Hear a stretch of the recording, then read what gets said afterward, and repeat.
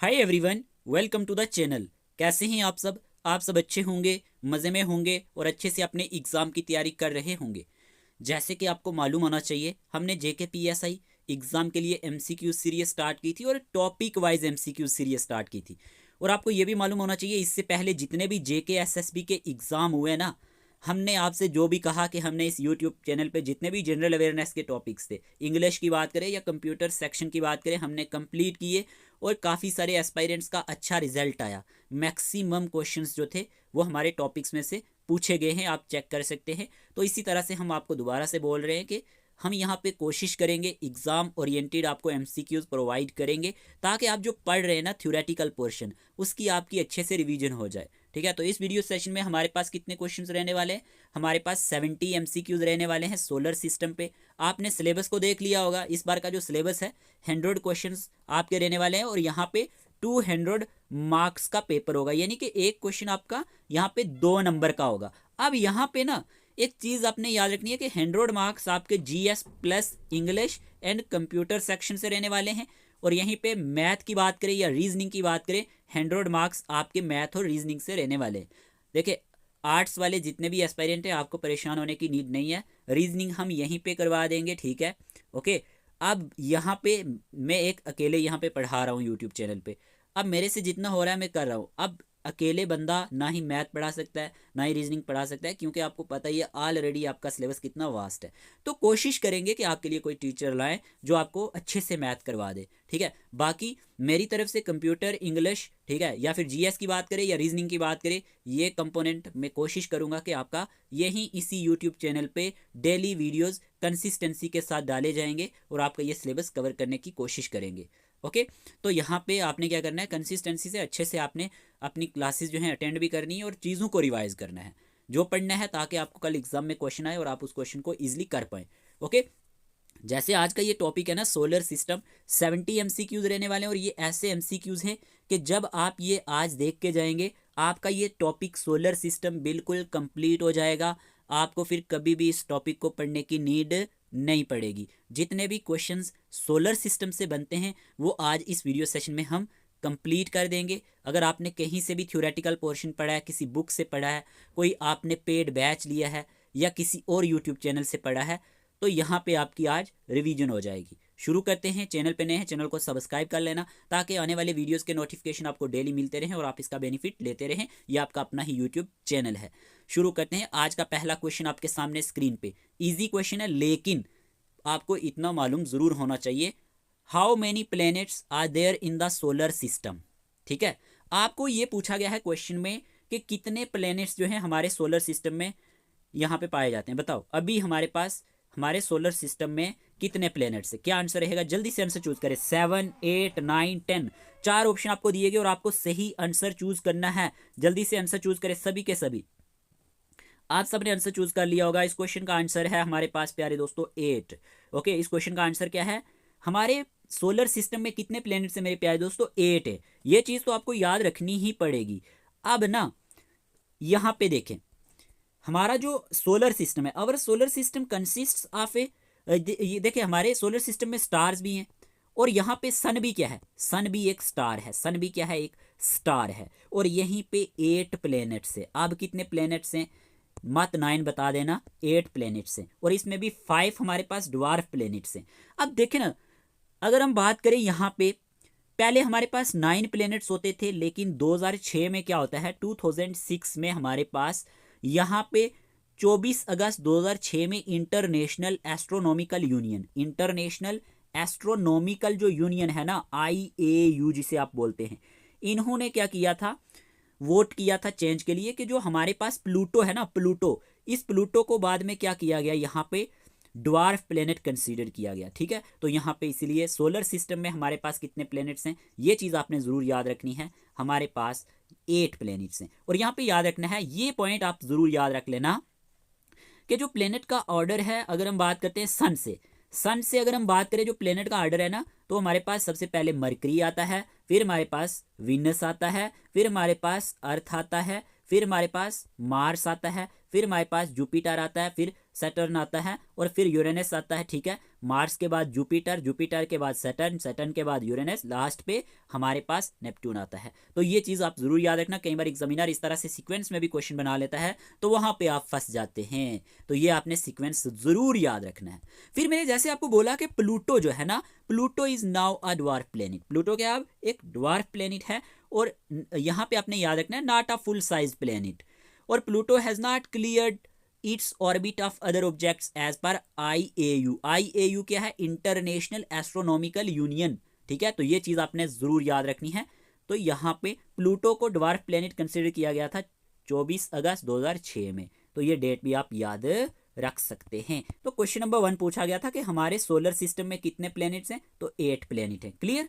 Next question की बात करते हैं। क्वेश्चन नंबर 2 आपसे पूछा गया which of the following is a recognised dwarf planet in our solar system. कि हमारे ना यहाँ पे सोलर सिस्टम में इनमें से अकॉर्डिंग टू ऑप्शन कौन सा रिकॉग्नाइज्ड किया गया है ड्वार्फ प्लेनेट? जल्दी से आंसर चूज करें। क्या आंसर रहेगा? सभी के सभी एस्पायरेंट इस क्वेश्चन का आंसर दें। इस क्वेश्चन का आंसर आप सबने चूज कर लिया होगा। इस क्वेश्चन का आंसर है option number B. Option number B में हमारे पास सिरस है, ये हमारे पास रिकॉग्नाइज किया जाता है dwarf planet in our solar system. अब देखें, आपको याद रखना है, अगर हम बात करते हैं ना यहाँ पे 5 ऑफिशियली रिकॉग्नाइज्ड हमारे पास क्या है? ड्वार्फ प्लेनेट्स हैं। याद रखना कितने? 5 ऑफिशियली रिकॉग्नाइज्ड ड्वार्फ प्लेनेट्स हैं। उसमें सिरस है, प्लूटो है, उमा है, मेक है एंड एरिस है। एग्जामिनर क्वेश्चन बना देगा तो आपने याद रखना है 5 officially recognised dwarf planets Ceres, Pluto, Haumea, Makemake and Eris.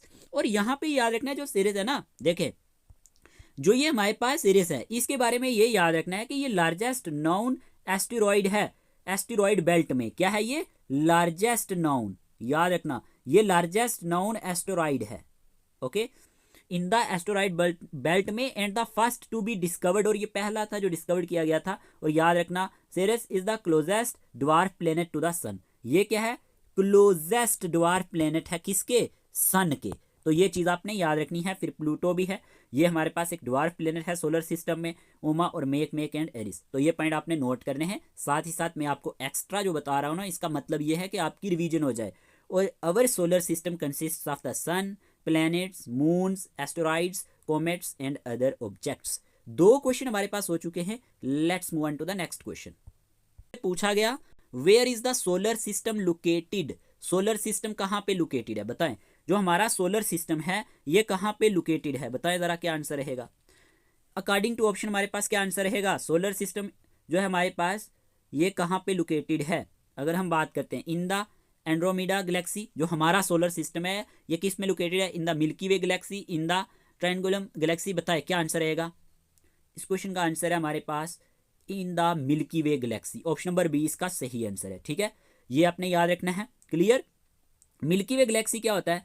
देखिए, अगर हम मिल्की वे गैलेक्सी की बात करें ना, ये एक बैरेड, अगर हम बात करते हैं बैरेड स्पाइरल गैलेक्सी है जिसके 2 मेजर आर्म्स हैं और 2 माइनर आर्म्स हैं।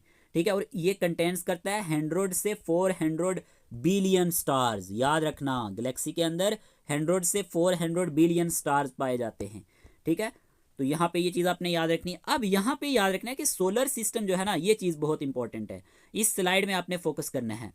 The solar system is located in the Orion arm of the Milky Way. जो सोलर सिस्टम है ये किस में लोकेटेड है? ओरियन आर्म जो है मिल्की वे का, इसके अंदर ये लोकेटेड है।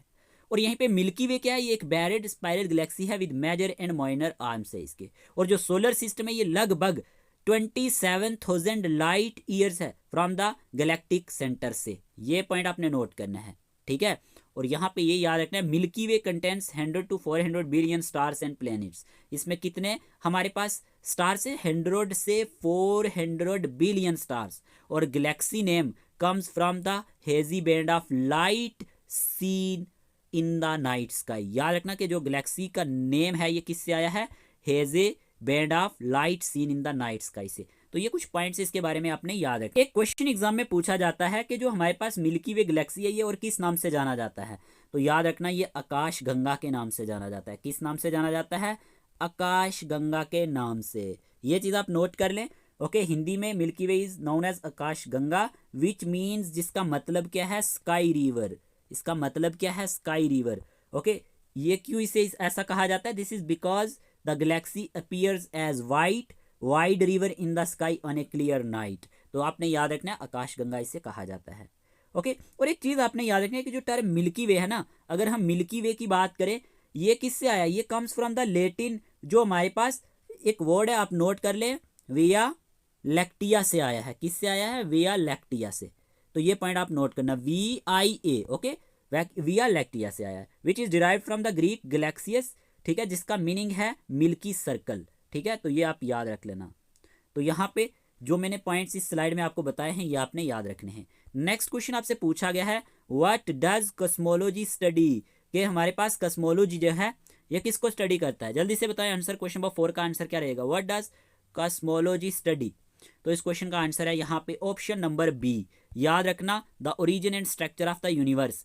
कॉस्मोलॉजी में किसकी स्टडी की जाती है जी? कॉस्मोलॉजी में स्टडी की जाती है origin and structure of the universe के बारे में स्टडी की जाती है। अब ओरिजिन की बात करें, the origin and structure of the universe, इसमें जो हमारे पास आंसर रहने वाला है cosmology study the origin and structure of the universe. और फिर यहीं पे आपने याद रखना है cosmology studies the universe, origin के बारे में पता करता है, structure, development, history and future के बारे में, और it involves the study of astronomical objects like stars, galaxies and planets. आपसे पूछा जा सकता है क्वेश्चन कि कॉस्मोलॉजी में किसकी स्टडी की जाती है? ओके, कॉस्मोलॉजी की बात करें, focuses on the physical interactions between these objects on large scale. तो ये पॉइंट आप इसके बारे में याद रख लेना। क्वेश्चन पूछा गया था, what does cosmology study? The origin and structure of the universe is the correct answer. Let's move on to the next question. Question number 5 आपसे पूछा गया, when was Pluto reclassified and no longer considered a planet? अभी मैंने आपको बताया था इसके बारे में। तो यहाँ पे क्वेश्चन में पूछा गया है कि कब जो है प्लूटो रिक्लासिफाइड किया गया था and no longer considered a planet. 4 option आपके सामने, क्या आंसर रहेगा? तो इस क्वेश्चन का आंसर है 2006। ओके, अगर हम बात करें यहाँ पे अगस्त 24 2006 की, तो यहीं पे प्लूटो रिक्लासिफाइड किया गया था और ये हमारे पास क्या डिक्लेयर किया गया? ड्वार्फ प्लेनेट यहाँ पे कंसीडर किया गया है। तो ये चीज आपने याद रखनी है। Clear? Let's move on to the next question. अब यहीं पे आपसे क्वेश्चन पूछा गया, which organisation adopted the new definition of a planet that excluded Pluto? तो बताए जरा क्या आंसर रहेगा? कौन सी ऑर्गेनाइजेशन ने यहाँ पे प्लूटो को ड्वार्फ प्लेनेट कंसीडर किया है, डिक्लेयर किया है 2006 में? तो इस क्वेश्चन का आंसर आप सबने चूज कर लिया होगा, क्योंकि मैंने ऑलरेडी आपको बता दिया था। इस क्वेश्चन का आंसर है इंटरनेशनल एस्ट्रोनॉमिकल यूनियन, IAU। याद रखना, इंटरनेशनल एस्ट्रोनॉमिकल यूनियन, IAU, ठीक है। नेक्स्ट क्वेश्चन की बात करते हैं। क्वेश्चन नंबर 7 आपसे पूछा गया, which of the following is the correct reason for the sun appearing to rise in the east and set in the west? यहाँ पे ये पूछा गया है कि करेक्ट रीजन क्या है for the sun appearing to rise in the east, के जो सन है ये राइज होता है ईस्ट में एंड सेट होता है वेस्ट में। इंटरेस्टेड क्वेश्चन है। 4 ऑप्शन आपके सामने है, क्या आंसर रहेगा? जल्दी से बता दे इस क्वेश्चन का आंसर क्या रहेगा। 4 ऑप्शन है ताकि आपका टाइम भी वेस्ट ना हो। इस क्वेश्चन का आंसर क्या रहेगा? अकॉर्डिंग टू ऑप्शन अगर हम बात करें, इस क्वेश्चन का आंसर है ऑप्शन नंबर सी, ठीक है। ऑप्शन नंबर सी इसका सही आंसर रहने वाला है, ठीक है। The earth rotates on its axis from west to east. जो अर्थ है ना वो रोटेट्स करती है अपनी ही एक्सिस पे, कहां से? वेस्ट से ईस्ट की तरफ। तो ये हमारे पास जो रीजन है, किस लिए? कि जो सन है वो अपीयर होता है, राइज होता है ईस्ट में और सेट होता है वेस्ट में। तो यहाँ पे देखिए, sun is the closest star to earth. Sun क्या है? क्लोजेस्ट स्टार है अर्थ के। अर्थ के नजदीक क्या है? ये हमारे पास क्लोजेस्ट स्टार है। And the primary source of light and heat भी है, ये तो आप सबको मालूम है। और ये क्या प्रोवाइड करता है? Light to all planets in the solar system. और ये प्रोवाइड करता है लाइट सभी प्लैनेट्स को, जितने भी हमारे पास सोलर सिस्टम में प्लैनेट्स हैं इनको ये लाइट को भी प्रोवाइड करता है। और sun appears to rise in the east. Sun कहाँ पे अपीयर्स होता है? राइज होता है ईस्ट में एंड सेट होता है वेस्ट में, due to earth rotations from west to east. तो ये क्वेश्चन आप याद रखना, किसी ना किसी एग्जाम में ये पूछा जाएगा और पहले भी पूछा जा चुका है। क्वेश्चन नंबर 7 का आंसर है option number C. Okay, next question की बात करते हैं। अब आपसे ना स्टेटमेंट वाइज क्वेश्चन पूछा गया। देखिए, इस तरह के क्वेश्चन भी आपको एग्जाम में पूछे जा सकते हैं और क्वेश्चन में बड़ा ही अच्छा क्वेश्चन है। क्वेश्चन में पूछा क्या गया है? स्टेटमेंट दी गई है और स्टेटमेंट में पूछा गया है, planets look like stars but do not have their own light. कि प्लैनेट्स जो है ये दिखते तो स्टार्स की तरह हैं बट इनकी अपनी लाइट नहीं है। दूसरा पॉइंट ये दिया गया, planets continuously change their positions with respect to the star. और जो प्लैनेट्स है ये कंटिन्यूसली अपनी पोजीशन को चेंज करते रहते हैं with respect to the stars. और तीसरा पॉइंट दिया गया, a planet revolves around the sun in a definite path called an orbit, कि जो एक प्लेनेट रिवॉल्व करता है सन के इर्द गिर्द एक डेफिनेट पाथ में, उसे ऑर्बिट कहा जाता है। अब ना आपसे क्वेश्चन में पूछा गया which of the following statements is are correct about planets. ये जो आपने 3 स्टेटमेंटें पढ़ी हैं, आपसे ये पूछा गया है कि कौन सी स्टेटमेंट इनमें से करेक्ट है। Only statement first in second, only statement third, all of the above. हम हर तरह के क्वेश्चंस आपके लिए लाएंगे। देखें, आपको ये टॉपिक फिर कहीं से एमसीक्यूज देखने की नीड नहीं पड़ेगी, ठीक है, जब आप ये पूरा वीडियो देख लेंगे। अब आप यहाँ पे आंसर बताएं, इस क्वेश्चन का आंसर क्या रहेगा। इस क्वेश्चन का आंसर है all of the above. Option number D इस क्वेश्चन का सही आंसर रहेगा, ठीक है। प्लैनेट्स जो हैं ये स्टार की तरह दिखते हैं but do not have their own light, ये भी सही बात है। और प्लैनेट्स जो हैं ये कंटिन्यूसली अपनी पोजीशन चेंज करते हैं with respect to the stars, ये भी सही बात है। और प्लैनेट्स जो हैं ये रिवॉल्व करते हैं अराउंड द सन एक डेफिनेट पाथ में जिसे ऑर्बिट कहा जाता है, ये भी सही बात है। तो ये चीज़ें आपने याद रखनी है, ओके। नेक्स्ट क्वेश्चन आपसे पूछा गया है what is A galactic year. बहुत ही अच्छा क्वेश्चन, सभी आंसर चूज करें। इस क्वेश्चन का आंसर क्या रहेगा, गैलेक्टिक ईयर क्या होता है। क्वेश्चन नंबर 9 में पूछा गया है what is A galactic year. जल्दी से आंसर चूज करें, गैलेक्टिक ईयर क्या होता है। इस क्वेश्चन का आंसर आप सबने चूज कर लिया होगा, ठीक है। तो इस क्वेश्चन का आंसर है यहाँ पे option number B, okay. The time the sun takes to orbit the centre of the Milky Way galaxy once, इसी को क्या कहा जाता है, गैलेक्टिक ईयर कहा जाता है। यहीं पे आपने कुछ पॉइंट्स याद रखने हैं कि हमारे पास गैलेक्टिक ईयर को कॉस्मिक ईयर भी कहा जाता है। क्या कहा जाता है, कॉस्मिक ईयर। ये चीज नोट कर लें आप, कॉस्मिक ईयर भी कहा जाता है, ओके। तो यहाँ पे कॉस्मिक ईयर क्या है, कॉस्मिक ईयर की बात करें, कॉस्मिक ईयर इसे हम गैलेक्टिक ईयर भी कहते हैं, ठीक है। A cosmic year is the time the sun takes to orbit the Milky Way. Clear, ये चीज आपने याद रखनी है। Centre about 2 to 5 million earth years, तो ये पॉइंट आप याद रख लेना। और सोलर सिस्टम जो है, the solar system orbits the galactic centre at 230 kilometres, याद रखना 230 किलोमीटर्स पर सेकंड, ये चीज आपने याद रखनी है, ठीक है। तो यहाँ पे 143 माइल्स पर सेकंड, या फिर हम कह सकते हैं आर 143 माइल्स पर सेकंड के जो सोलर सिस्टम ऑर्बिट करता है गैलेक्टिक सेंटर में, वो लगभग 230 किलोमीटर पर सेकंड, या फिर हमारे पास 143 miles per second, okay. This orbital speed is approximately 1/1300 of the speed of light. और ये कितना होता है अप्रोक्सीमेटली, ये जो स्पीड होती है ऑर्बिटल स्पीड, ये हमारे पास 1/1300 of the speed of light मानी जाती है। और जो गैलेक्टिक ईयर है, the galactic year is use to represent cosmic and geological time scales together. ये हमारे पास किस लिए यूज होता है, रिप्रेजेंट करने के लिए cosmic and geological time scales together. याद रखना, galactic year is a useful unit for showing cosmic and geological time periods together. तो ये जो भी पॉइंट्स मैंने आपको इस स्लाइड में बताया है ना, एग्जाम ओरिएंटेड हैं, याद रखने हैं। Let's move on to the next question. Question पूछा गया how many times wider is the sun in diameter compare to earth. अच्छा क्वेश्चन है। तो यहाँ पे क्वेश्चन में पूछा गया how many times wider is the sun in diameter, के सन कितना वाइडर है कंपेयर टू अर्थ डायामीटर में, 50 टाइम्स, 100 टाइम्स, 109 टाइम्स, 150 टाइम्स। तो इस क्वेश्चन का आंसर है 109, ठीक है, 109 टाइम्स। याद रखना हमारे पास 109 टाइम्स वाइडर जो हमारे पास सन है इन डायामीटर कंपेयर टू अर्थ। तो क्वेश्चन नंबर 10 का ऑप्शन नंबर सी हमारे पास सही आंसर रहने वाला है, ठीक है जी। क्वेश्चन नंबर 11 आपसे पूछा गया what is the second layer of the sun atmosphere called, कि जो हमारे पास सेकंड लेयर है सन एटमॉस्फेयर की, ये क्या कहलाती है, फोटोस्फेयर, क्रोमोस्फेयर, करोना, मीजोस्फेयर। इस क्वेश्चन का आंसर आप सबने चूज किया होगा। सेकंड लेयर की अगर हम बात करें तो ये हमारे पास क्रोमोस्फेयर के नाम से जानी जाती है, ठीक है, chromosphere. Second layer of the sun atmosphere called chromosphere, option number B इसका सही आंसर रहेगा। क्लियर। फिर यहीं पे क्वेश्चन पूछा गया है क्वेश्चन नंबर 12, अच्छा क्वेश्चन है, आंसर आपको बताना है। क्वेश्चन नंबर 12 आपसे पूछा गया व्हाट आर फ्रॉनहोफर लाइन, के जो हमारे पास फ्रॉनहोफर लाइन है ये क्या है। 4 ऑप्शन आपके सामने है और आपको बताना है फ्रॉनहोफर लाइन के बारे में।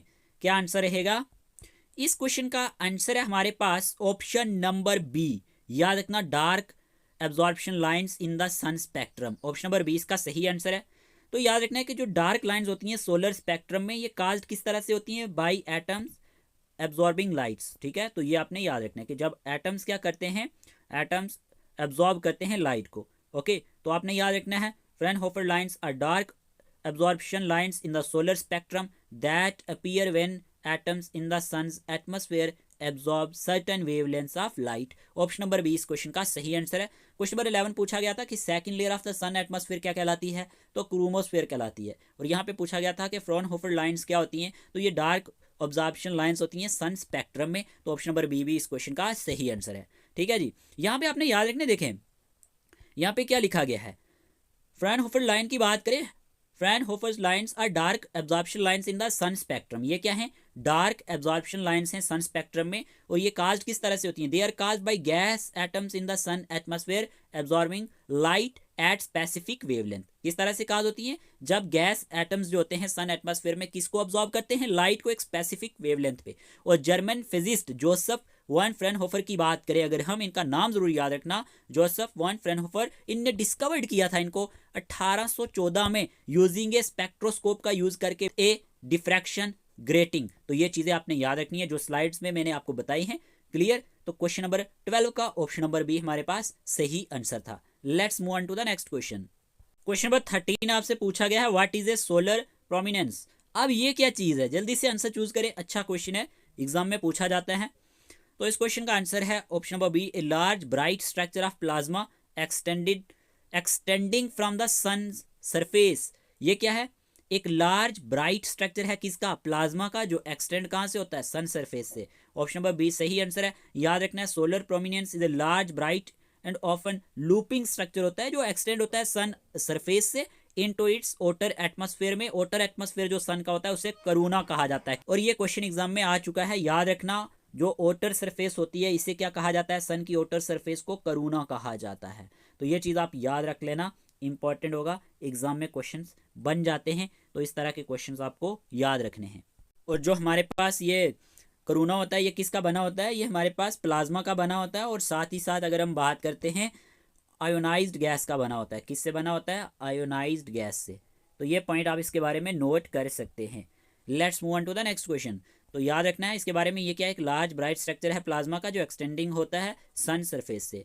अब आपसे क्वेश्चन पूछा गया है व्हाट आर सोलर फ्लेयर्स, कि जो हमारे पास सोलर फ्लेयर्स क्या होता है, क्या आंसर रहेगा, जल्दी से आंसर चूज करें। What are solar flares, 4 option आपके सामने दिए गए, क्या आंसर रहेगा। तो इस क्वेश्चन का आंसर है यहाँ पे ऑप्शन नंबर डी। याद रखना, large eruptions of electromagnetic radiation from the sun lasting from minute to hours.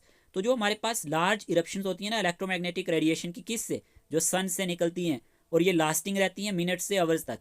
तो यहाँ पे आपने याद रखना है यही हमारे पास सोलर फ्लेयर्स कहलाती हैं। क्या कहलाती हैं, सोलर फ्लेयर्स। ओके, याद रखना। क्वेश्चन नंबर 15 आपसे पूछा गया how does the sun generate its energy, कि जो सन है ये कैसे जनरेट करता है अपनी एनर्जी को। 4 ऑप्शन आपको दिए गए, जल्दी से आंसर चूज करें, क्या आंसर रहेगा। और ये क्वेश्चन ना एग्जाम में पूछा जा चुका है। इस क्वेश्चन का आंसर है option number D, bye nuclear fusion of hydrogen atoms into helium in its core. तो ये ना आपने याद रखना है कि बाय न्यूक्लियर फ्यूजन की वजह से होता है, जो हमारे पास न्यूक्लियर फ्यूजन होता है किसका, हाइड्रोजन एटम्स का हीलियम्स में, इन इट्स कोर में। तो यहीं से जो हमारे पास सन है वो जनरेट करता है अपनी एनर्जी को। तो ऑप्शन नंबर डी इसका सही आंसर रहने वाला है। क्वेश्चन नंबर 15 का ऑप्शन नंबर डी सही आंसर है। क्वेश्चन नंबर 16 आपसे पूछा गया, फैक्चुअल क्वेश्चन है। क्वेश्चन में ये पूछा गया है कि how long does sunlight take to reach earth, कि हमारे पास ना कितना टाइम जो सनलाइट है ये टेक प्लेस करती है अर्थ तक पहुंचने के लिए। ठीक है, तो क्या आंसर रहेगा, 5 minutes, 8 minutes and 20 seconds, 10 minutes, 12 minutes. तो इस क्वेश्चन का आंसर तो आप जब क्लास 5th में थे तब भी आपको मालूम था। तो इस क्वेश्चन का आंसर है option number B, 8 minutes and 20 seconds is the correct answer. Question number 16 का ऑप्शन नंबर बी है। ओके, हर तरह के क्वेश्चंस लाए हैं ताकि आपको सेटिस्फैक्शन मिले कि हमने कहीं से एमसीक्यूज किए थे और आपको प्रॉपर वे में एमसीक्यूज मिले थे। Okay, let's move on to the next question. Question number 17 आपसे पूछा गया which of the following statements is true about the ecliptic. कौन सी स्टेटमेंट्स जो है ट्रू हैं, किसके बारे में, यहाँ पे एक्लिप्टिक के बारे में। क्या आंसर रहेगा, 4 ऑप्शन आपके सामने और आपको सही आंसर चूज करना है। क्या आंसर रहेगा, इस क्वेश्चन का आंसर है ऑप्शन नंबर सी। देखिए एक्लिप्टिक जो है ना, एक्लिप्टिक क्या होता है, एक इमेजिनरी प्लेन होता है जो कंटेन्स करता है अर्थ ऑर्बिट को अराउंड द सन। ठीक है, किसके इर्द गिर्द, अराउंड द सन। तो यहाँ पे लिखा गया है ecliptic is the imaginary plane containing earth orbit around the sun and the apparent path of the sun through the sky. तो ऑप्शन नंबर सी इसका सही आंसर रहेगा। ये क्या होता है, ये अपरेंट पाथ होता है सन का through the sky over the course of a year. और अगर हम बात करते हैं, ये हमारे पास क्या, it is also the projection of earth orbit on to the celestial sphere. तो ये चीज आपने याद रखनी है इसके बारे में। ओके, तो इस क्वेश्चन का आंसर है ऑप्शन नंबर सी। हमारे पास एक्लिप्टिक क्या है, एक इमेजिनरी प्लेन है जो कंटेन करता है earth orbit around the sun. Next question आपसे पूछा गया है, which of the following planets are known as jovian or giant planets. क्या आंसर रहेगा, चार ऑप्शन आपके सामने और बहुत ही अच्छा और इंपॉर्टेंट क्वेश्चन है। आपको बताना है इनमें से कौन से जोवियन प्लैनेट हैं या फिर यहाँ पे जॉइंट प्लैनेट हैं। बताएं क्या आंसर रहेगा, कौन से हमारे पास जोवियन आर जॉइंट प्लैनेट हैं। चार ऑप्शन आपके सामने और ये क्वेश्चन एग्जाम में आ चुका है। जल्दी से आपसे ना एग्जामिनर पूछेगा which one of the following is A Jovian planet, ठीक है, तो वहां पे आप कंफ्यूज हो जाएंगे। इस क्वेश्चन का आंसर है यहाँ पे ऑप्शन नंबर बी। याद रखना, अगर हम बात करते हैं Jupiter, Saturn, Uranus and Neptune की, ये हमारे पास क्या है, ये हमारे पास जोवियन आर जॉइंट प्लैनेट्स हैं। तो ये क्वेश्चन आपने जरूर याद रखना है। ऑप्शन नंबर 20 का सही आंसर है Jupiter, Saturn, Uranus and Neptune. Okay, let's move on to the next question. एक और अच्छा क्वेश्चन आपसे पूछा गया, which of the following is true about the largest and smallest planet in our solar system. कि हमारे पास इनमें से कौन सा स्टेटमेंट ट्रू है, लार्जेस्ट हमारे पास कौन सा यहाँ पे प्लेनेट है सोलर सिस्टम में, और स्मॉलेस्ट कौन सा प्लेनेट है सोलर सिस्टम में। चार ऑप्शन दिए गए, क्या आंसर रहेगा। तो इस क्वेश्चन का आंसर है ऑप्शन नंबर आपने चूज कर लिया होगा सी। लार्जेस्ट प्लेनेट जुपिटर है और स्मॉलेस्ट प्लेनेट मरकरी है। ओके, ऑप्शन नंबर यहाँ पे सी इसका सही आंसर रहने वाला है। Largest planet is Jupiter and the smallest one is mercury. तो यहाँ पे क्वेश्चन नंबर 19 का ऑप्शन नंबर सी हमारे पास सही आंसर रहने वाला है। याद रख लेना, लार्जेस्ट प्लेनेट जुपिटर है और स्मॉलेस्ट प्लेनेट मरकरी है। Let's move on to the next question. Next question पूछा गया, the stars forming a group that has a recognizable shape is called a. क्या आंसर रहेगा, अच्छा क्वेश्चन है कि जो स्टार्स क्या बनाते हैं, एक ग्रुप बनाते हैं, ठीक है ना, that has a recognizable shape. तो ये हमारे पास क्या कहलाता है, चार ऑप्शन आपके सामने है, क्या आंसर होगा, यानी कि ग्रुप ऑफ स्टार को हम क्या कहते हैं, जल्दी से बताएं। इस क्वेश्चन का आंसर है यहाँ पे option number C, constellations. Okay, constellations is the correct answer. The stars forming a group that has a recognizable shape is called a constellation. Constellations. Okay, ये क्वेश्चन जेकेएसएसबी ने पूछा हुआ है। तो क्वेश्चन नंबर 20 का भी ऑप्शन नंबर सी हमारे पास सही आंसर है। 20 क्वेश्चन हमने यहाँ पे डिस्कस कर लिए हैं। होप आपको ये क्वेश्चंस अच्छे लगे होंगे। अगर क्वेश्चंस अच्छे हैं या आपको सेशन अच्छा लग रहा है तो क्लास को लाइक कर दिया करें। क्वेश्चन नंबर 21 पूछा गया, what is true about mercury orbit and surface. इनमें से कौन सा स्टेटमेंट सही है, किसके बारे में यहाँ पे पूछा गया है, मरकरी ऑर्बिट के बारे में और सरफेस के बारे में पूछा गया है। तो चार ऑप्शन आपको दिए गए हैं, आपने सही आंसर चूज करना है। इस क्वेश्चन को आप इजी मत समझना, ये अच्छे लेवल का क्वेश्चन है, इस तरह के क्वेश्चन एग्जाम में बन सकते हैं। तो इस क्वेश्चन का आंसर आप सबने चूज कर लिया होगा मेरे प्यारे दोस्तों। इस क्वेश्चन का आंसर है option number B, Mercury orbits the sun the closest. ठीक है, मरकरी क्या करता है, ऑर्बिट्स करता है सन को, ठीक है, क्लोजेस्ट, ठीक है, और ये टेक्स करता है 88 earth days to complete one revolution. कितने डेज ये हमारे पास लेता है, 88 डेज लेता है अर्थ डेज कंप्लीट करने के लिए एक रिवोल्यूशन को with a surface similar to the moon. तो याद रखना, Mercury orbits the sun the closest and takes 88 earth days to complete one revolution with a surface similar to the moon. Option number B is the correct answer. Next question की बात करते हैं, why is Venus often called earth twin. देखे, आपको question अच्छा question पूछा गया है कि जो वीनस है ना, ये क्वेश्चन पूछा जाता है एग्जाम में कि अर्थ ट्विन जो है, अर्थ ट्विन कौन से प्लेनेट को कहा जाता है। तो यहीं पे पूछा गया है कि व्हाई इज वीनस। वीनस को तो कहा जाता है अर्थ ट्विन, लेकिन क्यों कहलाता है ये ऐसे। चार ऑप्शन आपके सामने है, क्या आंसर रहेगा When we talk about Venus, तो इस क्वेश्चन का आंसर रहेगा मेरे प्यारे दोस्तों ऑप्शन नंबर डी। याद रखना, because it is similar in size, mass and composition to earth. क्योंकि ये सिमिलर है, अगर हम साइज की बात करें, मास की बात करें एंड कंपोजिशन टू अर्थ की बात करें, दैट्स वाई वेनस को हम क्या कहते हैं, called earth twin. Option number D इस क्वेश्चन का सही आंसर है। क्वेश्चन नंबर 22 अच्छा क्वेश्चन है, इस तरह के क्वेश्चन एग्जाम में बनते हैं। Let's move on to the next question. अब यहीं पे क्वेश्चन नंबर 23 पूछा गया, which of the following is correct regarding Venus. इनमें से कौन सा स्टेटमेंट करेक्ट है वीनस के रिगार्डिंग। बताएं क्या आंसर रहेगा, वीनस को लेके कौन सा स्टेटमेंट सही है, जल्दी से आंसर चूज करें। चार ऑप्शन आपको पूछे गए। पहला स्टेटमेंट आपको दिया गया Venus is called the morning star और इवनिंग स्टार, के विनस को हम मॉर्निंग स्टार के नाम से भी जानते हैं और इवनिंग स्टार के नाम से भी जानते हैं। और Venus is the first to appear in the sky in the evening and last to disappear in the morning as a star, और ये लास्ट होता है जो डिस्पेयर होता है मॉर्निंग में एज ए स्टार के तौर पे, और ये फर्स्ट है जो अपीयर होता है स्काई में इवनिंग में। ये दूसरा स्टेटमेंट दिया गया। और थर्ड दिया गया Venus is the second planet from the sun and the nearest planet to the earth, और ये सेकंड प्लेनेट है अगर हम सन के कंटेक्स्ट की बात करते हैं, सन से, और दूसरे नंबर पे ये अर्थ के नजदीक भी है। एंड द नियरेस्ट यहाँ पे हमारे पास क्या है, प्लेनेट है अर्थ के। तो चार ऑप्शन आपको दिए गए थे, तीन ऑप्शन, क्या आंसर रहेगा इस क्वेश्चन का? आंसर है option number D, all of the above, सारे के सारे स्टेटमेंट इसके बारे में सही हैं। तो ऑप्शन नंबर डी इसका सही आंसर है। वीनस को हम मॉर्निंग स्टार और इवनिंग स्टार के नाम से भी जानते हैं। Venus is the first to appear in the sky in the evening and last to disappear in the morning as a star, और Venus is the second planet from the sun and the nearest planet to the earth. Clear? Let's move on to the next question. Question number 24 पूछा गया which planet is the hottest in our solar system, कौन सा ऐसा planet है जो hottest planet है हमारे solar system में? चार ऑप्शन आपको पूछेंगे, क्या आंसर रहेगा? हॉटेस्ट प्लेनेट की बात हो रही है मेरे प्यारे दोस्तों, तो इस क्वेश्चन का आंसर है यहाँ पे ऑप्शन नंबर सी, विनस को अगर हम यहाँ पे देखें तो ये हमारे पास हॉटेस्ट प्लेनेट भी है हमारे सोलर सिस्टम में। ओके, यहीं पे आपने याद रखना है विनस हैज ए सरफेस, जो टेम्परेचर है इसका वो 465 डिग्री सेल्सियस है। कितना? Venus has a surface temperature of 465 degree Celsius, making it the hottest planet, और its thick atmosphere causes a strong greenhouse effect, और इसका जो थिक एटमॉस्फेयर है ये काज करता है एक स्ट्रॉन्ग ग्रीन हाउस इफेक्ट भी। तो यहाँ पे आपने याद रखना है विनस इज द हॉटेस्ट जो हमारे पास ये प्लेनेट माना जाता है हमारे सोलर सिस्टम में। क्वेश्चन नंबर 25 पूछा गया why is Mars known as the red planet, कि मार्स को रेड प्लेनेट क्यों कहा जाता है? क्वेश्चन में ये पूछा गया why is Mars known as the red planet. तो अगर हम बात करें इस क्वेश्चन के बारे में, इस क्वेश्चन का आंसर क्या रहेगा?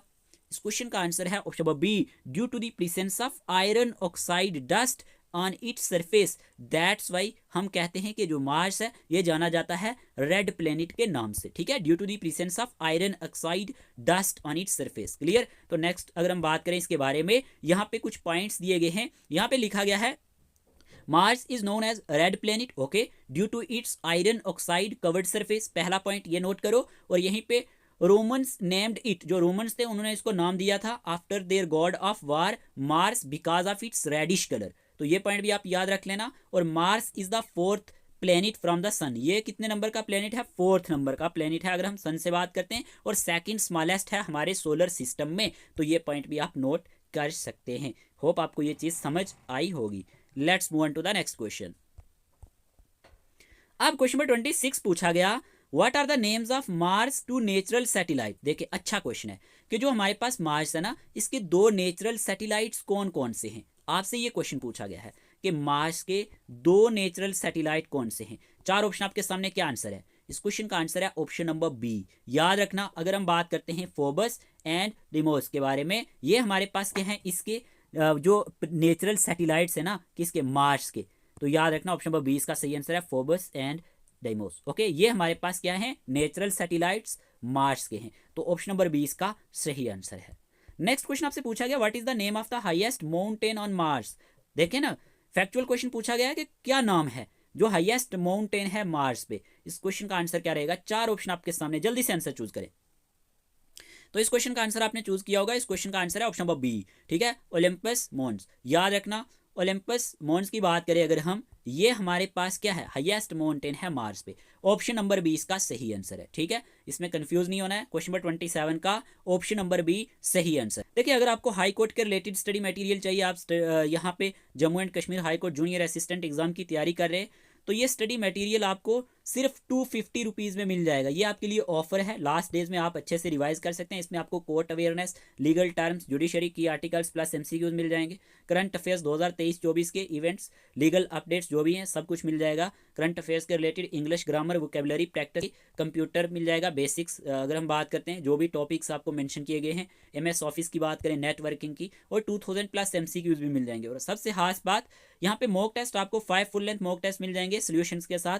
तो ये आप ले सकते हैं, स्क्रीन पे जो नंबर दिया गया उसी नंबर पे आपने मैसेज करना है। 250 रुपीज़ यहाँ पे फी रहने वाली है। पहले ये फीस ज़्यादा थी, आपको ये मालूम होना चाहिए। आपके लिए ये ऑफर है, कोई भी इंटरेस्टेड एस्पिरेंट होगा तो स्क्रीन पे जो नंबर दिया गया है उसी नंबर पे आपने मैसेज करना है। बाकी अगर आप JK PSI की तैयारी कर रहे हैं तो आप हमारे पेड व्हाट्सएप ग्रुप में ज्वाइन हो सकते हैं। 499 रुपीज़ फी रहने वाली है आपको स्टडी मटेरियल जनरल अवेयरनेस के रिलेटेड, प्लस आपको इंग्लिश कंप्यूटर के नोट्स मिल जाएंगे विद प्रैक्टिस सेट, और काफ़ी सारे एमसीक्यूज आपको मिलेंगे जितने आप कर पाएँ। ओके, और आपको एग्जाम ओरिएंटेड स्टडी मटेरियल मिल जाएगा, और साथ ही साथ सबसे अच्छी बात, आपके sectional plus full length mock test होंगे जो OMR बेस्ड होंगे। और इसमें अगर हम बात करते हैं फुल लेंथ मॉक टेस्ट आपके 15 होंगे, 15 फुल लेंथ मॉक टेस्ट होंगे। सोच लो अगर आप 15 टेस्ट OMR देते हैं तो आपका लेवल क्या रहेगा, जिसमें सभी क्वेश्चंस जो होंगे 100 मार्क्स का आपका ये पेपर सेट किया जाएगा अकॉर्डिंग टू एग्जाम पैटर्न, और सेक्शनल टेस्ट भी आपके जैसे हैं वो भी लिए जाएंगे अकॉर्डिंग टू जैसे कि आपका सिलेबस दिया गया है कंपोनेंट वाइज।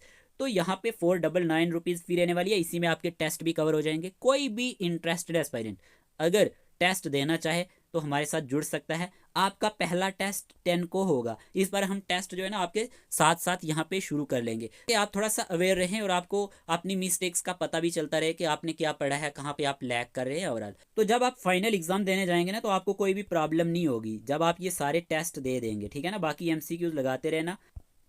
अब यहीं पे क्वेश्चन नंबर 28 पूछा गया, which is the largest planet in our solar system, कि हमारे सोलर सिस्टम में लार्जेस्ट प्लेनेट कौन सा है। 4 ऑप्शन आपको दिए गए, क्या आंसर रहेगा। तो इस क्वेश्चन का आंसर है जुपिटर। ऑलरेडी बताया था आपको, जुपिटर क्या है, लार्जेस्ट प्लेनेट है हमारे सोलर सिस्टम में। क्या है ये, जुपिटर की बात करें, ये लार्जेस्ट प्लेनेट माना जाता है सोलर सिस्टम में। और यहीं पे क्वेश्चन पूछा गया, which planet is refer to as the lord of the heavens, कौन सा ऐसा प्लेनेट है जो रेफर किया जाता है Lord of the heaven's. 4 option आपके सामने है, क्या आंसर रहेगा। अगर हम इस क्वेश्चन के आंसर की बात करते हैं, ऑप्शन नंबर ए इसका सही आंसर है। Jupiter is refer to as the lord of the heavens. तो अच्छा क्वेश्चन है, फैक्चुअल क्वेश्चन है, इस तरह के क्वेश्चन बन जाते हैं कई बार एग्जाम में, और JKSS भी आजकल इसी तरह के क्वेश्चंस पूछता है, ठीक है ना। तो यहाँ पे जुपिटर की बात करें, ये रेफर किया जाता है लॉर्ड ऑफ द हेवेंस के नाम से। क्वेश्चन नंबर 30 आपसे पूछा गया, which of the following statements about the Galilean moons of Jupiter is correct, कि कौन सी स्टेटमेंट्स जो है हमारे पास गैलीलियन मून्स ऑफ जुपिटर के बारे में सही हैं। देखिए गैलीलियन मून्स क्या है, ये हमारे पास जुपिटर के जो 4 लार्जेस्ट मून्स हैं उनको बोला जाता है, ठीक है। और यहीं पे पूछा गया है कि कौन सी स्टेटमेंट सही है। तो इस क्वेश्चन का आंसर है option number B, they are Io, Europa, Ganymede and Callisto. याद रखना ये हमारे पास क्या है, ये हमारे पास जाने जाते हैं गैलीलियन मून्स ऑफ जुपिटर, जो हमारे पास फोर क्या है, लार्जेस्ट हमारे पास मून माने जाते हैं। किसके बारे में, यहाँ पे जुपिटर के बारे में। ओके, तो यहाँ पे याद रखना है कि ये क्या है, 4 लार्जेस्ट मून्स हैं जुपिटर के। ओके, तो आपने याद रखना है कि जो आईओ है ना, आईओ की जब बात करते हैं हम यहाँ पे, तो ये हमारे पास क्या है, मोस्ट वोल्केनिकली एक्टिव बॉडी है, ठीक है, सोलर सिस्टम में। और इसकी जो सरफेस है वो कवर्ड है सल्फर और लावा के साथ। और यहीं पे गैनीमेड की बात करें तो ये जुपिटर का लार्जेस्ट मून माना जाता है, ठीक है, और लार्जेस्ट मून है हमारे सोलर सिस्टम में भी, ठीक है। और अगर हम बात करते हैं यूरोपा के बारे में, ये हमारे पास जो है ये कवर्ड है वाटर आइस के साथ विद ए क्रस्ट दैट में cover a global ocean of water. और यहीं पे अगर हम कैलिस्टो की बात करते हैं, ये जुपिटर का सेकंड लार्जेस्ट मून माना जाता है, सेकंड लार्जेस्ट। ओके, और ये भी याद रखना है, और ये 3rd लार्जेस्ट मून है हमारे सोलर सिस्टम में, और लार्जेस्ट मून हमारे सोलर सिस्टम में गैनीमेड है। ओके, ये पॉइंट भी आप याद रख लेना, ये क्या है, largest moon in our solar system. तो जो चीज़ें मैंने यहाँ पे आपको बताई आप नोट कर सकते हैं। देखें क्या बोला मैंने आपको, यहाँ पे आप लिख लो, मैंने कहा कि जो यहाँ पे गैनीमेड है ना, इसके बारे में ये याद रखना है कि ये जुपिटर का लार्जेस्ट मून है। क्या है, जुपिटर का ये लार्जेस्ट मून माना जाता है, लार्जेस्ट मून, और लार्जेस्ट मून सोलर सिस्टम में भी माना जाता है, ठीक है। तो उसके बाद मैंने आपको बोला था कैलिस्टो के बारे में। कैलिस्टो क्या है, कैलिस्टो जो है ये हमारे पास जुपिटर का सेकंड लार्जेस्ट मून माना जाता है, और 3rd लार्जेस्ट मून है हमारे सोलर सिस्टम में। क्या है, 3rd largest moon solar system में। ओके, और अब यहाँ पे क्या याद रखना है आपने, क्वेश्चन नंबर यहाँ पे पूछा गया 31, विच planet has rings named A, B and C, कौन सा ऐसा प्लेनेट है जिसकी रिंग्स हैं A, B and C rings. तो क्या आंसर रहेगा, इस क्वेश्चन का आंसर है सैटर्न। याद रखना, सैटर्न की बात करें अगर हम, तो सैटर्न की क्या है, रिंग्स हैं जो हमारे पास A, B एंड C के नाम से जानी जाती हैं। तो ये भी आपने याद रखना है, कई बार ये क्वेश्चन भी एग्जाम में आया हुआ है। ऑप्शन नंबर बी इस क्वेश्चन का सही आंसर है। क्वेश्चन नंबर 32 पूछा गया, who discovered the planet Uranus, जो हमारे पास प्लेनेट यूरेनस है इसको किसने डिस्कवर्ड किया था। तो इस क्वेश्चन का आंसर क्या रहेगा, 4 ऑप्शन आपको दिए गए, इस क्वेश्चन का आंसर है ऑप्शन नंबर बी। अगर हम बात करते हैं विलियम हैचल के बारे में, इन्होंने ही डिस्कवर्ड किया था यूरेनस को, ठीक है, यूरेनस को किसने डिस्कवर्ड किया था, विलियम हैचल ने। तो ये आपने याद रखना है। क्वेश्चन नंबर 33 पूछा गया, which of the following is A satellite of Uranus, इनमें से कौन सा एक सैटेलाइट है यूरेनस का। अगर हम यूरेनस की बात करते हैं, याद रखना इसके 28 नॉन मून्स हैं। कितने, 28 नॉन मून्स हैं, जिसमें हमारे पास 5 इसके मेजर मून्स हैं, 5 इसके क्या है मेजर मून्स। तो यहाँ पे पूछा गया कि कौन सा एक सैटेलाइट है यूरेनस का, तो अकॉर्डिंग टू ऑप्शन हमारे पास ऑप्शन नंबर बी रहेगा सही आंसर, मिरांडा। अब देखें इसके जो 5 मेजर हमारे पास क्या है, 5 मेजर जो इसके मून्स हैं किसके यूरेनस के, उसमें हमारे पास मिरांडा आता है, ठीक है, मिरांडा एक लिख लो। दूसरे नंबर पे आप नोट करो यहाँ पे एरियल, ओके। तीसरे नंबर पे यहाँ पे आता है अम्बेरियल, ठीक है, स्पेलिंग है UMBRIEL। और फोर्थ नंबर पे हमारे पास आता है टाइटेनिया, क्या आता है टाइटेनिया, याद रखना टाइटेनिया आता है। और लास्ट वन पे ओबिरोन, क्या आता है फिफ्थ नंबर पे ओबिरोन, नोट करो। पहला हमारे पास मिरांडा, इसका हमारे पास क्या है मेजर मून्स में अगर हम बात करते हैं मिरांडा है, फिर हमारे पास यहाँ पे एरियल है, फिर हमारे पास अम्ब्रियल है, उसके बाद हमारे पास अगर हम बात करें टाइटेनिया है और ओबिरोन है, ठीक है। तो ये आपने याद रखना है, ये हमारे पास इसके 5 मेजर मून्स हैं किसके यूरेनस के। तो यहाँ पे ऑप्शन नंबर बी इसका सही आंसर था। 34 पूछा गया which planet in the solar system has more volcanoes than any other, सबसे ज्यादा इसमें वोल्केनोज पाए जाते हैं, कौन सा ऐसा प्लेनेट है। इस क्वेश्चन का आंसर है ऑप्शन नंबर ए, ओके। विनस की बात की जाए अगर हम यहाँ पे बात करें तो Venus planet in the solar system has more volcanoes than any other, option number A इस क्वेश्चन का सही आंसर है। नेक्स्ट क्वेश्चन आपसे पूछा गया है who discovered the solar system, solar system को किसने डिस्कवर्ड किया था। अकॉर्डिंग टू ऑप्शन क्या आंसर रहेगा, आपसे पूछा गया है हु डिस्कवर्ड सोलर सिस्टम, तो इस क्वेश्चन का आंसर है ऑप्शन नंबर ए। याद रखना निकोलस कोपरनिकस की बात की जाए तो इन्होंने ही डिस्कवर्ड किया था सोलर सिस्टम को, क्या नाम है इनका, Nicholas Copernicus, okay. Option number A इस क्वेश्चन का सही आंसर है और ये क्वेश्चन भी एग्जाम में आता है। नेक्स्ट क्वेश्चन की बात करते हैं, which star is the brightest in the night sky after the sun. Question में ये पूछा गया है कि कौन सा एक ऐसा स्टार है, देखें कौन सा एक ऐसा स्टार है जो ब्राइटेस्ट है नाइट स्काई में आफ्टर द सन, सन के बाद। तो क्या आंसर रहेगा, 4 ऑप्शन आपके सामने हैं। इस क्वेश्चन का आंसर है ऑप्शन नंबर सी, याद रखना साइरियस जो है, याद रखना साइरियस की बात करें अगर हम, ये हमारे पास ब्राइटेस्ट जो हमारे पास स्टार माना जाता है नाइट स्काई में आफ्टर द सन, ठीक है। साइरियस क्या है हमारे पास, ये हमारे पास ब्राइटेस्ट स्टार है, याद रखना after the sun, clear.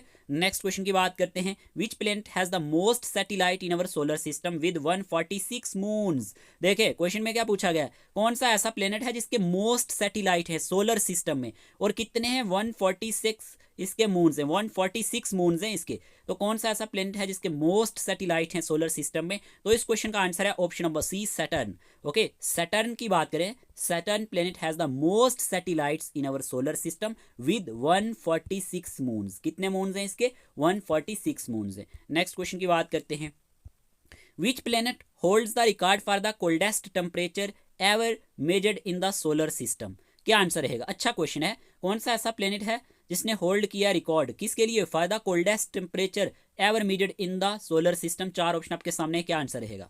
According to option हमारे पास आंसर यूरेनस रहने वाला है, याद रखना। यूरेनस की बात करें अगर हम, ये एक ऐसा प्लेनेट है जहाँ पे होल्ड किया गया है, याद रखना record for the coldest temperature, याद रखना सोलर सिस्टम में। तो यहाँ पे आप याद रखना Uranus is the correct answer. Next question number 39 पूछा गया, which planet is the hottest in our solar system with a surface temperature of about 465 degree Celsius, बताएं क्या आंसर रहेगा। कौन सा ऐसा प्लेनेट है जो हॉटेस्ट माना जाता है सोलर सिस्टम में, जिसका सरफेस टेम्परेचर कितना है, लगभग 465 डिग्री सेल्सियस। तो क्या आंसर रहेगा, 4 ऑप्शन आपके सामने है। इस क्वेश्चन का आंसर है विनस, याद रखना विनस क्या है, ये हॉटेस्ट प्लेनेट माना जाता है हमारे सोलर सिस्टम में, और इसका जो सरफेस टेम्परेचर है वो 465 डिग्री सेल्सियस माना जाता है। क्वेश्चन नंबर 39 का ऑप्शन नंबर ए सही आंसर है। नेक्स्ट क्वेश्चन की बात करते हैं, which planet is the heaviest in our solar system, बताए कौन सा एक ऐसा प्लेनेट है जो हैवीएस्ट है हमारे सोलर सिस्टम में। 4 ऑप्शन आपको पूछेंगे, तो इस क्वेश्चन का आंसर क्या रहेगा, इस क्वेश्चन का आंसर है जुपिटर। जुपिटर जो है ना, ये हमारे पास हैवीएस्ट प्लेनेट माना जाता है हमारे सोलर सिस्टम के अंदर। क्या है ये, हैवीएस्ट प्लेनेट है, heaviest planet, okay. Next question आपसे पूछा गया, which moon of Jupiter is the largest satellite in the solar system. अच्छा क्वेश्चन है, क्वेश्चन को समझना है कि कौन सा ऐसा मून है जुपिटर का जो लार्जेस्ट सैटेलाइट माना जाता है सोलर सिस्टम में। तो इस क्वेश्चन का आंसर है गैनीमेड। गैनीमेड की बात करें तो हमारे पास ये लार्जेस्ट सैटेलाइट है सोलर सिस्टम में, तो याद रखना Ganymede moon of Jupiter is the largest satellite in the solar system. तो याद रखना ऑप्शन नंबर डी इसका सही आंसर है। क्वेश्चन नंबर 42 में पूछा गया, which of Mars moons is the smaller once, कि जो मार्स के मून है इनमें से कौन सा स्मॉलर वन है। चार ऑप्शन आपके सामने, क्या आंसर रहेगा? इस क्वेश्चन का आंसर है डिमोस। ओके, डिमोस की बात करें अगर हम, तो ये हमारे पास स्मॉलर वन माना जाता है अगर हम मार्स के मून की कंटेक्स्ट की बात करते हैं। मार्स मून की बात करें तो डिमोस जो है ये हमारे पास, डिमोस जो है ये स्मॉलर मून माना जाता है। ओके, तो ऑप्शन नंबर बी इस क्वेश्चन का सही आंसर है। नेक्स्ट क्वेश्चन आपसे पूछा गया, which planet is known as the blue planet. अच्छा क्वेश्चन है, तो ये क्वेश्चन JKAS में भी ये क्वेश्चन पूछा गया। इस तरह के क्वेश्चन एग्जाम में आ जाते हैं कई बार, ठीक है ना, आपको परेशान कर देते हैं।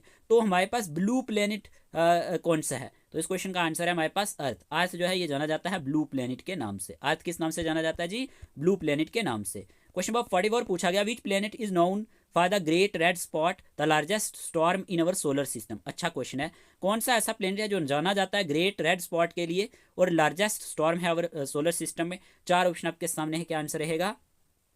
तो इस क्वेश्चन का आंसर आपने चूज कर लिया होगा। इस क्वेश्चन का आंसर क्या है? इस क्वेश्चन का आंसर है ऑप्शन नंबर ए, जुपिटर।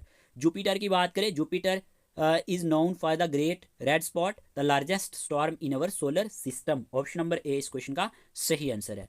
नेक्स्ट क्वेश्चन आपसे पूछा गया, which planet has the greatest diurnal temperature range in the solar system. कि हमारे पास कौन सा ऐसा प्लेनेट है जिसका ग्रेटेस्ट क्या है? डिurnal टेम्परेचर रेंज है सोलर सिस्टम में। और ये क्वेश्चन भी एग्जाम में आ चुका है। तो क्या आंसर रहेगा? इस क्वेश्चन का आंसर है मरकरी। मरकरी की बात करें, मरकरी प्लेनेट की बात करें तो इसका जो है ग्रेटेस्ट डिurnal टेम्परेचर रेंज है सोलर सिस्टम में। क्वेश्चन नंबर 45 का ऑप्शन नंबर डी सही आंसर है। नेक्स्ट क्वेश्चन की बात करते हैं। क्वेश्चन पूछा गया, what is the moon relationship to the earth. के मून का क्या रिलेशनशिप है अर्थ के साथ? जल्दी से चूज करें आंसर। चार ऑप्शन आपके सामने और ये क्वेश्चन भी एग्जाम में आ चुका है। What is the moon relationship to earth? इस क्वेश्चन का आंसर है option number B. Option number B इस क्वेश्चन का सही आंसर है। देखिए अगर हम बात करते हैं मून जो है ना, moon, the moon is earth only permanent natural satellite. ठीक है, ये क्या है? अर्थ का only permanent natural satellite. Okay, question number 47 पूछा गया है, in an elliptical orbit what do the terms apogee and perigee refers to. बताएं जरा, क्या आंसर रहेगा? एपोजी क्या होता है और पेरिजी क्या होता है? इस क्वेश्चन का आंसर क्या होगा? एलिप्टिकल ऑर्बिट में एपोजी एंड पेरिजी क्या रेफर किए जाते हैं? चार ऑप्शन आपके सामने हैं, क्या आंसर रहेगा? तो इस क्वेश्चन का आंसर है हमारे पास, देखें अगर हम बात करें ऑप्शन नंबर सी इसका सही आंसर रहने वाला है। ठीक है, एपोजी इज द फर्थेस्ट पॉइंट, यानी कि ये दूर वाला पॉइंट माना जाता है। एंड पेरिजी की बात करें, ये क्लोजेस्ट पॉइंट माना जाता है एक सेलेस्टियल बॉडी से। ठीक है, तो यहाँ पे देखिए एपोजी की बात करें, ये जो टर्म्स है ना ये यूज की जाती हैं एस्ट्रोनॉमी में डिस्क्राइब करने के लिए पॉइंट्स को इन एन एलिप्टिकल ऑर्बिट में, जब एक ऑब्जेक्ट फर्थेस्ट होता है from our closest to earth. और एपोजी की बात करें, the point in an orbit when an object is farthest from earth. Okay, from earth. तो यहीं पे अगर हम बात करते हैं पेरिजी के बारे में, the point in an orbit when an object is closest to earth. तो फर्थेस्ट पॉइंट को, दूर वाले पॉइंट को हम एपोजी बोलते हैं और पेरिजी बोलते हैं क्लोजेस्ट पॉइंट को। तो ये आपने याद रखना है। क्लियर? नेक्स्ट क्वेश्चन की बात करते हैं। क्वेश्चन नंबर 48 पूछा गया, what is A sidereal month. के साइडेरियल मंथ क्या होता है? ठीक है ना, जल्दी से आंसर चूज करें। तो जब हम बात करते हैं साइडेरियल मंथ के बारे में, इस क्वेश्चन का आंसर है, a sidereal month is the time it takes the moon to complete one revolution around the earth. ठीक है ना, and returns to the same position relative to the star. और जो टर्म कम, ये जो टर्म है ना, ये कहाँ से आई है? फ्रॉम द लैटिन वर्ड साइडीरा से आई है, जिसका मतलब है स्टार। किस टर्म? देखे यहाँ पे आप समझना, मैंने क्या कहा? ऑप्शन नंबर ए इसका सही आंसर है, the time it takes the moon to orbit the earth relative to the stars. देखे जो टर्म, ये टर्म है हमारे पास क्या? साइडेरियल। तो ये जो टर्म है ना, ये वर्ड साइडीरा से आया है। साइडीरा का मीनिंग क्या है? स्टार्स। तो याद रखना साइडेरियल मंथ क्या है? A sidereal month is the time it takes the month to complete one revolution around the earth. Okay, around the earth and returns to the same position, और फिर रिटर्न्स हो जाना सेम पोजीशन में relative to the stars. तो याद रखना यहाँ पे साइडेरियल मंथ की बात करें तो ये 27 days 7 hours 43 minutes and 12 seconds का ये हमारे पास माना जाता है।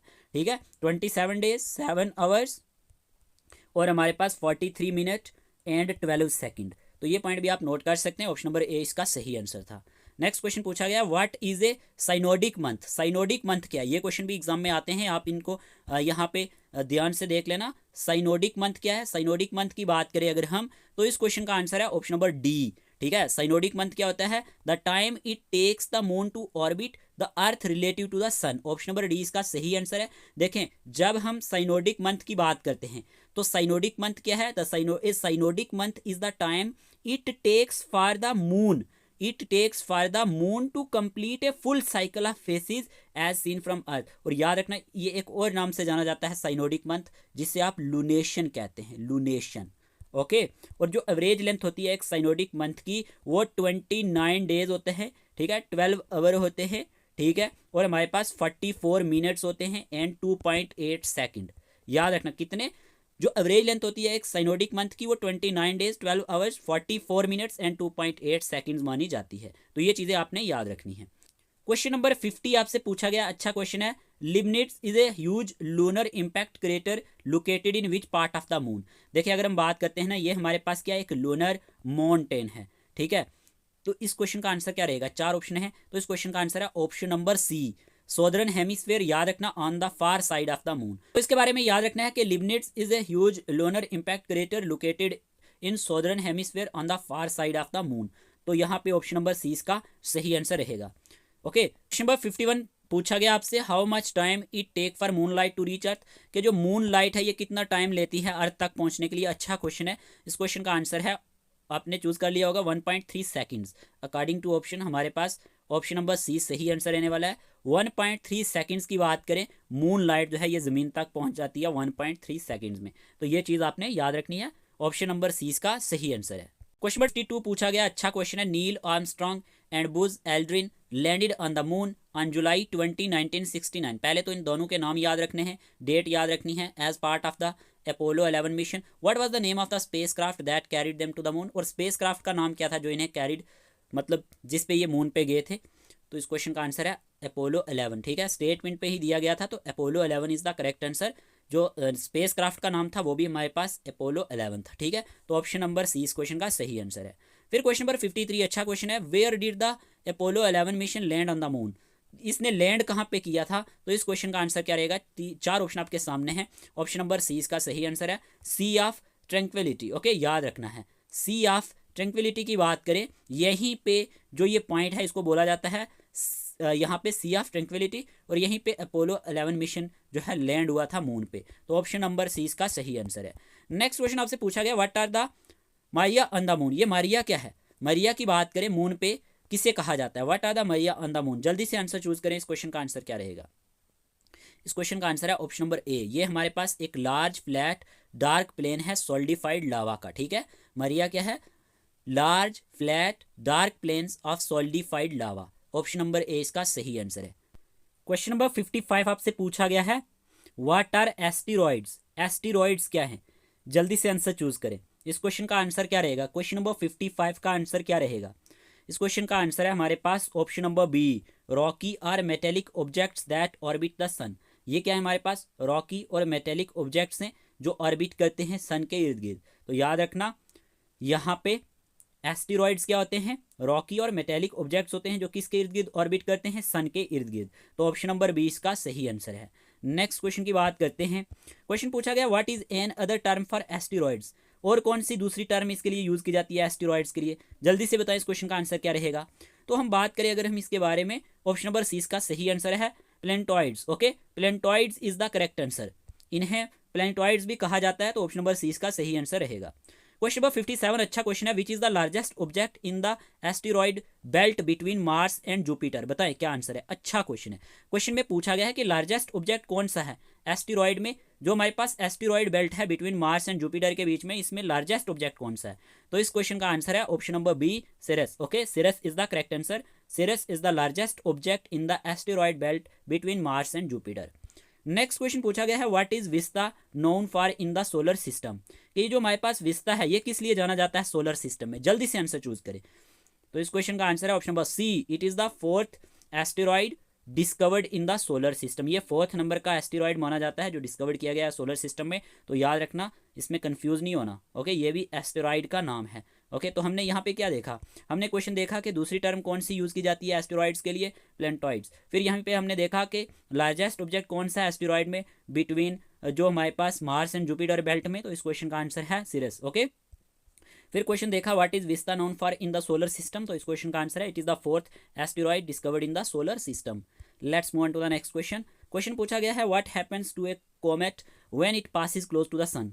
तब क्या वाकया होता है जब एक कॉमेट जो है पास होता है सन के करीब से। तो इस क्वेश्चन का आंसर क्या रहेगा? What happens to a comet when it passes close to the sun? इस क्वेश्चन का आंसर है option number B, it releases gases through a process called outgassing. ये क्या करता है? गैसेस को रिलीज करता है एक प्रोसेस से जिसको क्या कहा जाता है? ओट गैसिंग कहा जाता है। ठीक है, तो ऑप्शन नंबर 20 का सही आंसर है।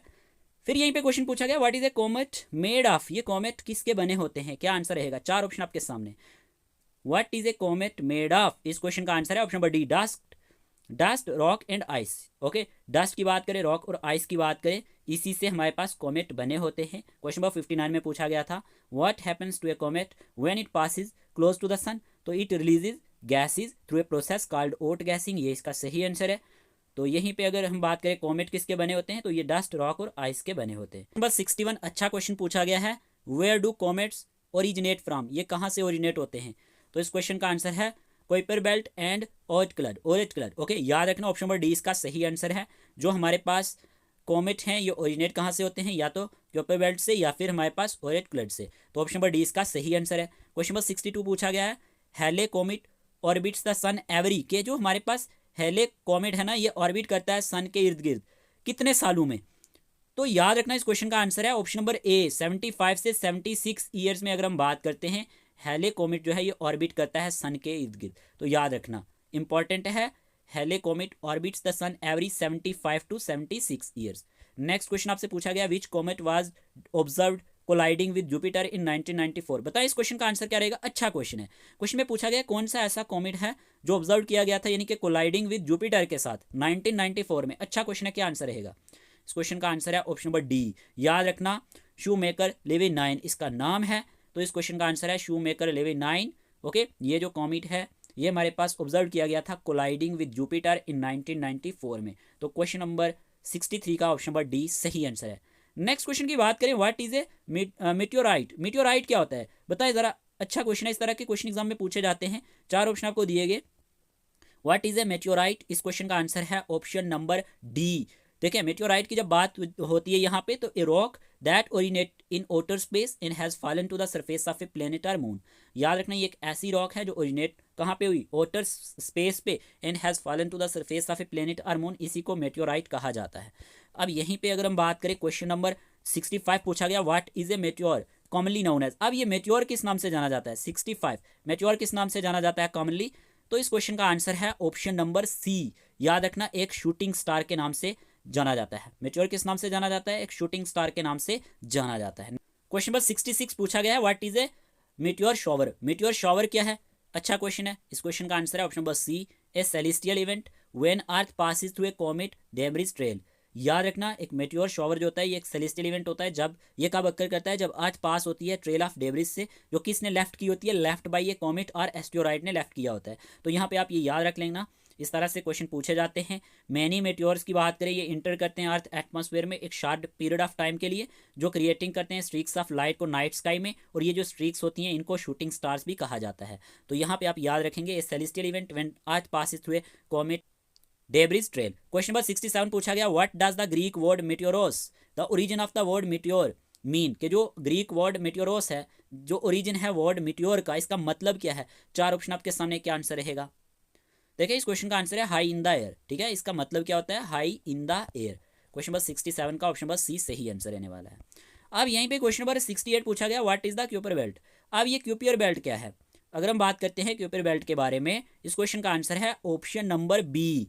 देखिए, ये क्या है? एक डोनट शेप्ड रीजन है आईसी बॉडीज का beyond Neptune. Okay, option number B इस क्वेश्चन का सही आंसर है। ओके, क्यूपियर बेल्ट क्या है? ये एक डोनट शेप्ड रीजन है आईसी बॉडीज का बियॉन्ड किसके? नेपट्यून के। तो इस तरह के क्वेश्चन भी एग्जाम में बन जाते हैं।